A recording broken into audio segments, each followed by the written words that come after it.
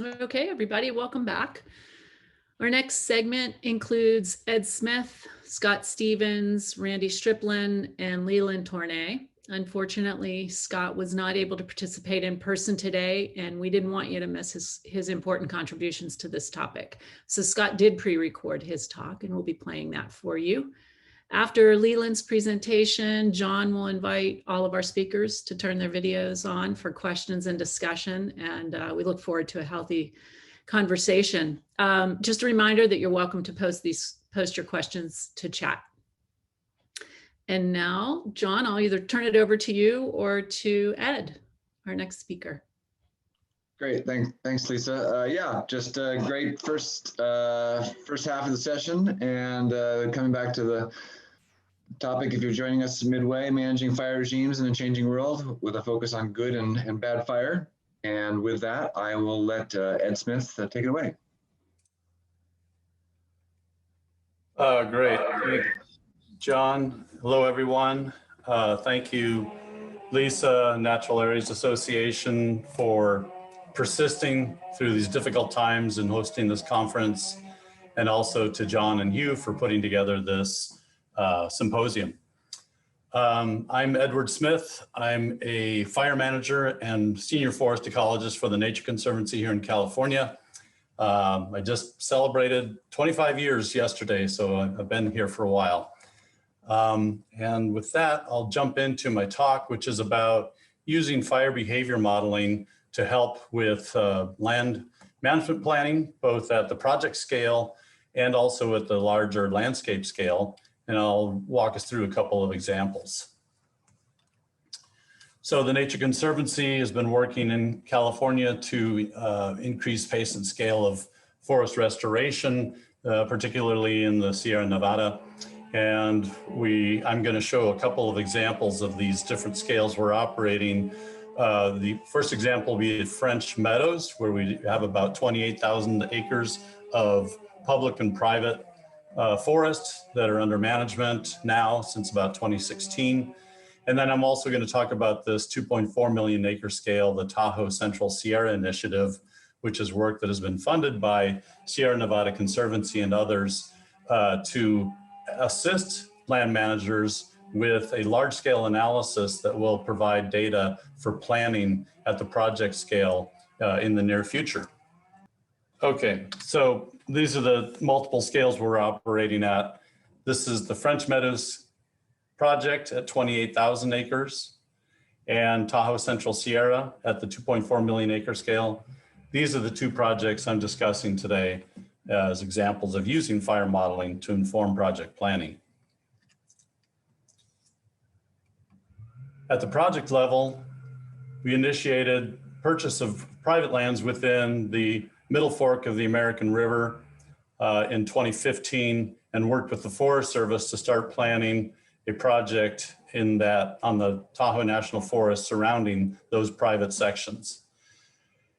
We initially used fire modeling to test our proposed action, an initial proposed action for the project area on the National Forest, and then did another round of fire modeling to run that project through an environmental assessment under the National Environmental Policy Act. And the fire modeling that we're using is a combination of FSIM, FLAMMAP 5, and FLEPGen with Pyrologics out of Missoula, Montana. The slide we're looking at on the right, we see the fire history parsed by severity, typical map of green being low severity on up to high severity. The project area is outlined with these double lines, and that area constitutes about 28,000 acres, relatively unburned. The area we're seeing in the middle of the project area is from the King Fire. It's the last spot fire that flew out of the King Fire in 2014. And this photograph in the lower left shows you where the Star Fire of 2001 ran up against the dam at French Meadows Reservoir. One of the important partners in this project has been Placer County Water Agency, who manages the reservoir and dam and hydropower and water provision provided by this watershed. So the reason I bring this up is that, as many of you know, fire modeling depends on understanding the fire history, using that for determining the probability of future fire across the landscape, given current conditions of historic and current weather, as well as the fuels. So to run the fire model, we needed to have a treatment design as indicated by the top part of this figure. All the different types of treatments, including prescribed fire in pink, and then various levels of thinning, mastication, and timber harvest signified by the other colors. We then also translated all the vegetation type into fuel models using the Scott and Bergen, of course, Scott, because it's Joe Scott who's doing the analysis for us, under the no action and post-treatment. Again, this is the preliminary proposed action. So we translate the vegetation type into fuel models, and then we also translate the treatment type into disturbance codes, which is used through Landfire's tofu delta process to indicate fuel change after treatment. And sorry, I don't know if it's easy to do, if not, no worries, but you're on presenter, we see your presenter slide, your next slide too. So we're not seeing the entire slide that you're after. Oh, great. Yeah, I'll change that. Is that better? Perfect. Okay, great, thanks. Doesn't look that way from my end, but I'm glad you mentioned that. Okay.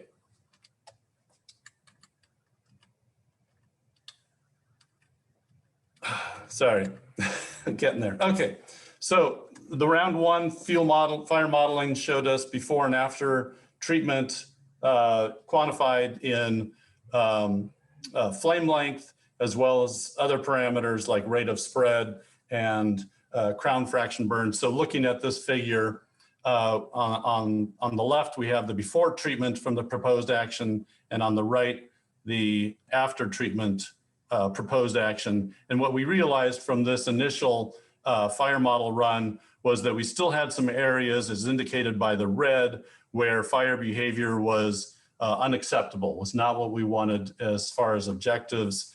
So we changed the proposed action to include more removal of biomass in these areas that are indicated by red. So we had the luxury of being able to run our fire model twice, and we're able to modify the treatments to improve the outcomes of the forest treatment at French Meadows. We also determined burn probability, as I mentioned, from the fire history, and the fire history is used to place fires through the FSIM modeling and indicate where those fires would burn under historic weather conditions, and indicate that we had, before treatment, we had much higher probability of fire, and after treatment, much lower overall probability of fire causing us problems. And as I mentioned, there's also crown fraction burned, rate of spread, flame length, and crown fire activity as outputs from the model. Here we go to round two, after we had modified our treatments in the proposed design as run through the environmental assessment. And the specialists who are working on the project, from watershed to wildlife to recreation, use the outputs from the fire model to show what the proposed action in the bottom left panel did with respect to fire behavior post-treatment compared to the no action alternative indicated by the upper left panel. And the values of flame length are quantified in the percent of treatment boundary in this table in the upper right. And for frame of reference, these fire intensity levels can translate to flame length, which also has a significance for management in that the bottom two fire intensity levels are manageable with hand tools, and also probably would cause low severity effects on trees, that is lower mortality, compared to the middle two fire intensity levels needing tractors or equipment to manage and causing moderate fire effects, and compared to the upper two categories, flame lengths over 8 feet, requiring aircraft to manage and causing high severity or high mortality in overstory trees. Generalized, it's not, of course, that is specific to the conditions at hand. This also gives a sense of the crown fire activity, and the alternative 3 was an owl specific requirement that we ran through the environmental assessment. And you can see that there's very little difference between alternative 1 and alternative 3. The owl centric alternative included much more hand thinning and was would have been much more expensive to implement. So we chose alternative 1. The table in the upper right panel shows you that we went from having about 60% passive and active crown fire to and 40% surface fire prior to our proposed treatment, to a proportion of surface fire closer to 90% and 10% or 12, 13% active and passive crown fire. So the treatment that we had designed met our needs with respect to the proposed action directives. So now we're implementing, and we've thinned about, starting in 2019, we've thinned about 4,000 acres across this landscape, and have prepped areas for burning in the upper northwest corner, about 650 acres. We also have a small demonstration site down south of the lake near the campground. Unfortunately, we haven't had a burn window last year. This year, we're running into trouble with liability coverage for the contract crew that we're using to conduct the prescribed burns. And I'll talk about that weather limitation in a minute. But we're looking at implementing about 7,600 acres of prescribed fire over the next 10 years at French Meadows.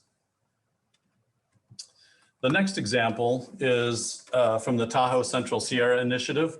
We used the same round of fire hazard modeling, fire behavior modeling with Pyrologics. And for the purposes of the TCSI landscape, the multitude of conditions that we are assessing on the landscape under current conditions, we wanted to show that if we look at the model, use the model outputs and look at the more high severity impacts, that is over 8 feet flame length exceedance, that about almost half of the landscape falls into that category of treatment. This is Lake Tahoe here on the east side of the left panel of the figure you're looking at. However, we can also parse that down. This is all probabilities greater than all non-zero probabilities of fire. On the right-hand side, we can neck that down or be a little more specific about where flame length exceedance probability is greater than, say, 60%, and show that about 16% of the landscape could be prioritized for initial treatment, including fuels reduction from both thinning and also prescribed fire.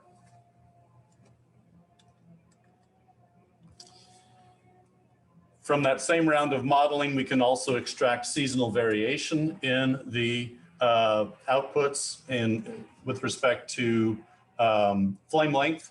And in these panels, the colors are a little bit reversed. So the lighter color is the less acceptable area. And the reason we did this is that we wanted to pop out the areas where there's opportunity for reintroducing fire safely at this point in time, rather than needing mechanical harvest to reduce density. And you can see that the annual average in this upper left panel shows that there's quite a bit of area that is in the white color, or an area where you would not want to put fire back in, but there's also a few areas where you could bring fire back in when you look at the annual average, which is most of the time the outputs you look at from fire behavior modeling give you the annual average. But if we look at that seasonally, March, April, May, we have more opportunities to allow lightning strikes to do good work, or we could also use prescribed fire. And then in June, it starts to get to the point where there's less opportunity for using managed wildfire for resource objective. Running through all the way through the season, July, August, September, things start to allow more availability of opportunity as we get into October and November. But we feel that this seasonal variation in understanding fire model outputs will help us plan for and conduct treatments across the landscape. We also looked at causes of fire, and these are, this is from the Karen Short database, so 1992 to 2015 is the latest extraction, and quantified where we are more likely to have ignitions based on past fire history.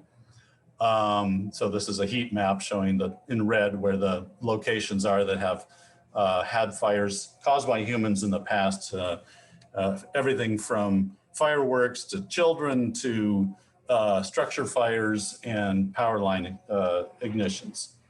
We also looked, I'm sorry, here's the, oh, I'm sorry, okay, this is the lightning ignition probability. I thought this was the human cause.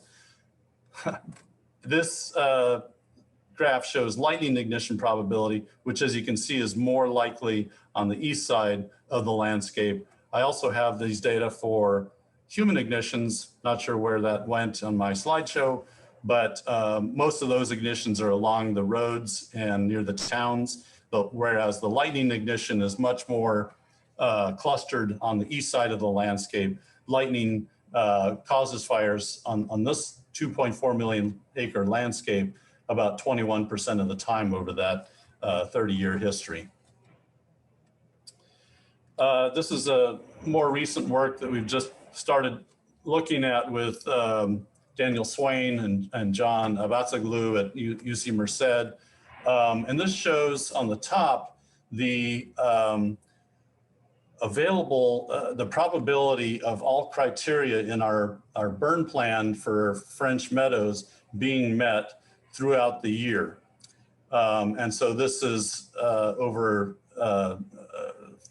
40 years of history when the lightning strike, I'm sorry, this is for 2019, this trace on the top. So we're looking at the availability of burn days. And as we go through the year, the probability of all criteria in our burn plan being met is very low. We're talking 0.02, you know, the top value is a little over 10%. And much more of that opportunity is in the spring. And then as we get through the summer, the availability of burn windows drops down to nothing. And then in the fall, it starts to pick up, but no surprise from last year, because we never got to burn anything. We never went into prescription. The number of days, if you calculate the area here from October to November, is 0.93 days. So it's less than 1 day was actually available to us when we met prescription, and we never got that prescription. So the days with all criteria met, now this is through time. The orange trace is the fall window. The blue trace is the spring window, and showing since about 1980 till current, the availability of windows. And you can see that there's a gradual decline for available windows, but it's never been very good. We've never had really much more than, say, 10, 12 days in the fall, much more availability in the spring, but again, highly variable through time. And so this leads us to an understanding that, while seasonality of burning is really important, we know that there's times when you should not be putting fire back on the landscape due to phenology of plants and animals. So we need to keep all of our available treatment options to reduce fuels, improve health, and increase resilience. And it also underscores the need for maybe broadening some of our prescription windows and accepting a little more mortality. So our findings are that that fire and science can inform land management planning and prioritization.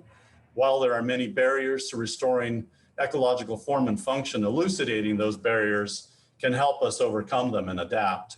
And then for prescribed fire in particular, adaptation may include out-season burning and acceptance of higher tree mortality in some of our prescriptions to widen that window. And I'm saying this about out-season burning as a hypothesis rather than as this is something we're going to do. But I think we need to be thinking about, can we conduct prescribed fires in the spring and not have as bad outcomes as we have seen in some past work that's been studied, and maybe just for an initial entry, not for long-term maintenance. So maybe just the initial entry could be during the spring when you have a wider window, and then maintenance could follow the more traditional fall window. So that work on the burn windows, we're expanding that across a larger landscape to include other Western states. So I'll just say thanks to a major funding coming from all of these folks on the right-hand side. If you want to learn more about French Meadows, there's a lessons learned report posted on our website. There's a bunch of good information on the Nature Conservancy and our strategy for restoring health to forests at nature.org. And if you Google Let's Stop Making History, it comes right up. And that was a couple of years ago. We started thinking about changing the narrative around living with fire. And with that, I'll close. Thank you. Thanks, Ed.